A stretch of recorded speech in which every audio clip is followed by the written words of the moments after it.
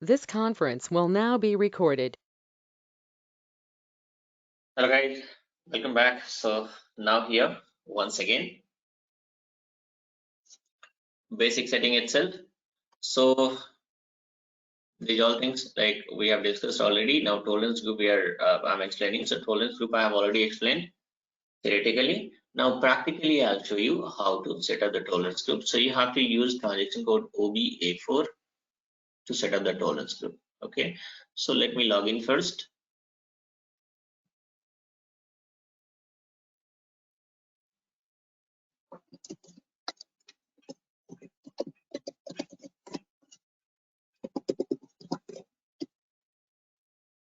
Now, so use transaction code OBA4 and here click on new entry. Now, while setting up the tolerance group, look at here. Now, two things are there. If you are going to give a group here, like I told you TMA, TMB, TMC, and then what to do? Then you have to, let's suppose, so here I given this example, right? So this is the group code, right? If you are going to give a group code, then your user ID, you must have to assign the user ID against this group, okay? Or else, now even sometime what happens, there are certain user ID which is not assigned. So even you can create a blank tolerance group also that is going to be applicable for all user ID, whichever is not assigned. I'll just do one thing, I'll not make more what is create. It might create some confusion. So you just do one thing, you just give your group here. So the group I'm going to give TM00 itself. I'm going to create only one tolerance group, guys. Okay, and your company code. So look at here, guys. Assignment is happening here itself, right? Tolerance group is getting created here against this company code. So assignment is happening here itself. And amount, here we are going to give the amount. So amount means you can give, I'm going to give a maximum here, guys. Okay, if you want to give a small limit also, you can give a small limit. I'll show you practically once I post the transactions. At that point of time, I'll change this limits, or else even you guys also make this experiment. You can change the limit, you can make it 1000, okay, or is like 2000, small amount you can give, and you try to post a transactions which is more than that, then you will be getting error, right? In terms of discounts, it could be 5%, 10%, whatever. Now, permitted payment differences. What is this permitted payment differences, guys? That I will let you know. First of all, I'll give an amount here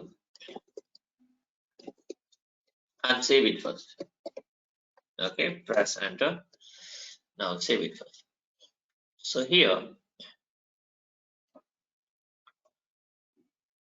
what is this payment differences? Let's suppose we have posted an invoice worth of 1001.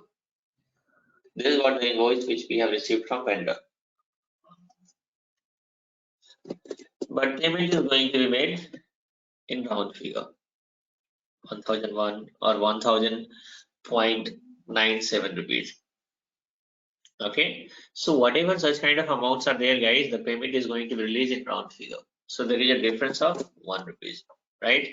Let's suppose, so there is a difference in debit and credit line item, right? So whenever we are going to post a transaction, guys, every debit should have equal credit, or else system will not allow you to post a transaction. So look at here. Now this 1000 and here we are having 1000 payment is going to be released. 1001, the invoice is worth of 1001 rupees, but the payment is going to be posted worth of 1000 only. So there is a difference of 1 rupees, right? It means debit and credit is not equals, guys. In that case, what is happening? System will throw error. But I'll tell you now.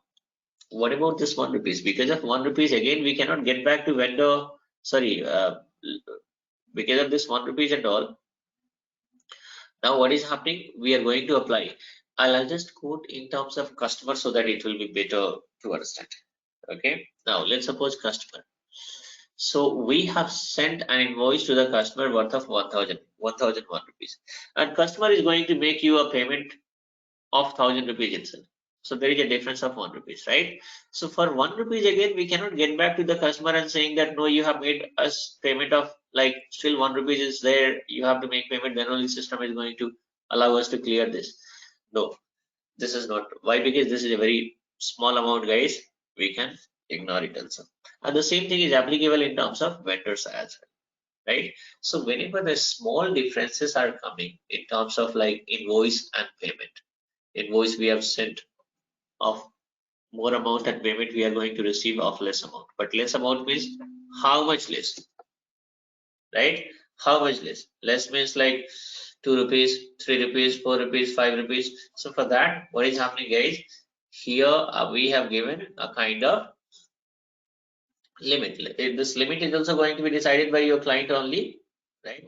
Whether 10 rupees up to 10 rupees can be tolerated or 20 rupees can be tolerated, right? So that is also in terms of percentage also can be given, guys, but percentage like let's suppose if the invoice amount is worth of 10 lakh rupees, then percentage even if you give 1% also it's going to be like differences. 1% means uh, what is the 1% of 10 lakh rupees, guys? It is 10,000, right? So that is a big amount. Here we can give an amount or percentage, okay? But if you are going to give amount and percentage both, then system will consider amount or percentage whichever is smaller in value. Okay, right now just give an amount itself, save it. So this is what the use of permitted payment differences. Okay, how much differences is tolerable till 10 rupees, 20 rupees, 30 rupees, 100 rupees, right? So this is how. So even client also will tell you that if the invoice amount is less than 1 lakh rupees, then we can tolerate a payment difference of worth of 100 rupees. If it is more than 10 lakh rupees, falling under this account, this tolerance group, then 500. And here 1000. Like that can be defined. Like that can be. So anyway, this is what the use of this permitted payment differences. And again, here now I told you that amount limits, right? But here we have given two amounts. In the sense, two different fields are there: amount per documents and amount per open item account. That also you guys will come to know once I start account payable, because in account payable, open item, things will be there. Open item and line item concepts I'll explain over there. So in account payable, you will come to know that what is the differences between these two. Okay, the differences is one is going to control the amount which is posted with the through normal JB, and second one is applicable for open item. Open item means customer vendor invoices. Okay, practically I'll show you guys so that you'll be having perfect understanding. I'll tell you guys, see, theoretically if I'm going to explain in 2 lines, 3 lines, it's okay. You might be having some understanding and all, but the same thing if I'm explaining practically, or if you guys are going to like test it practically, if you make your experiment practically and all, then you'll be having perfect understanding. This is how you guys are going to understand the logic behind each and everything, right? So now what I have done, I have created this tolerance group. What next, guys? So assignment is already done here because tolerance group is getting created against the company code. But what next? Since group I have already created, now what next, guys? User ID. You must have to assign your user ID also. So use transaction code OB57. And here you can click new entry. What is the username? So guys, I'm going to give my username here, user ID, and tolerance group TM00. Press enter and save it. So what I have done, guys, here I have created, I have given my user ID. I have assigned my user ID against the tolerance group which is created.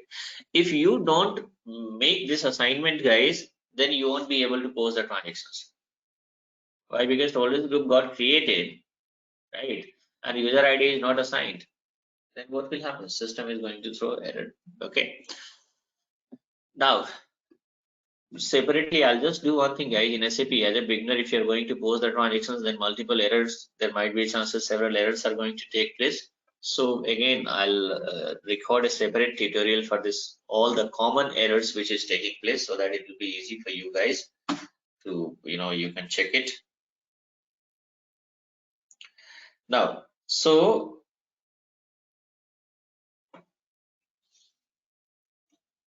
now we'll do one thing. So what I have done, I have created this tolerance group and I have assigned this tolerance group against my user ID. There is one more mandatory setting, guys, you have to do. Initially itself we have to do, but the logic I'll explain later. That is like once I cover this FIMM integrations. In that FIMM integrations, you'll be having this logic.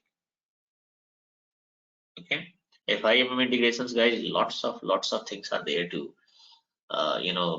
there are several things to understand, because if you talk about FIMM integrations, guys, there are multiple tutorials are available where the people are just explaining the configuration steps, right?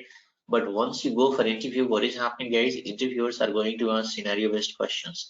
In that also, they are going to give you multiple scenario. You need to understand that, and then you have to give the responses and all, right? So without having perfect understanding, it is not possible to respond, whatever the questions are there. Okay, so again, separately, I'll try to record it, that like some unique, what to say, this one scenarios also will be there in that. Right now, as a mandatory setting, you have to create one more tolerance group, that is called tolerance group for GL account. See, in OBA4, what I have done, this is for employee, in the sense users. Okay, tolerance group for users. Now we are going to create one more tolerance group, OBA0. This is for GL accounts. This tolerance group is for GL account. Even GL account wise also, you can apply, you can give some amount limit and all. Click on new entry, and here, okay, so this as I told you, like, you guys will be able to understand.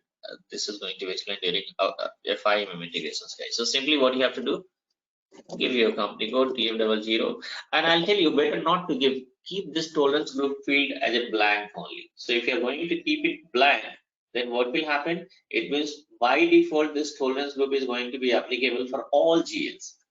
Okay, here you can give the descriptions, and debit posting you can give an amount, and here credit posting also you can give an amount. Okay, and save it.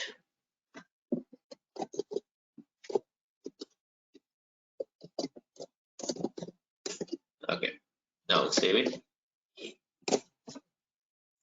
So now it is done. Okay, here, this, as I told you, like, just give a company code only, don't give anything here in group field. Okay, so this is also you have to do this setting as a mandatory setting, as a required settings. Okay, so what we have discussed, guys, now here we have created the tolerance group for users and tolerance group for GL. In next session, once again, one more topic is there in this basic setting, that is called posting key. That is very important, guys. Posting key is also very important. That is going to be explained in next session. What is this posting key? Posting key is also having certain control. Okay, and during interview, even though it is the part of basic setting, 98% of the people, 99% of the people are going to confuse. What kind of confusion is there is going to be discussed in next session.